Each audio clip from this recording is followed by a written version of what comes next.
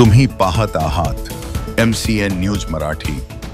वादळी वाऱ्यासह झालेल्या पावसाने बुलढाणा जिल्ह्यातील अनेक भागात मोठे नुकसान झाले। यामध्ये 13 जूनच्या सायंकाळी मोताळा तालुक्यातील शेलापूर निमखेड रस्त्यावरील एका शेतानजीक वीज कोसळून तब्बल 17 शेळ्या ठार झाल्याची घटना घडली।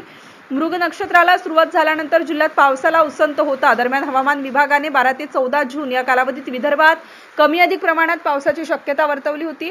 त्यानुसार काल बुलढाणा, चिखली, मोताळा तालुक्याला पावसाने झोडपले। वादळी वाऱ्यामुळे अनेक ठिकाणी शेतकऱ्यांचे अतोनात नुकसान झाले होते। मोताळा तालुक्यातील शेलापूर निमखेड रस्त्यावर असलेल्या श्रीराम खराटे यांच्या शेताजवळ वीज कोसळली। यावेळी तब्बल 17 शेळ्या या ठिकाणी होत्या। अंगावर वीज कोसळून क्षणार्धातच शेळ्या मृत्युमुखी पडल्या।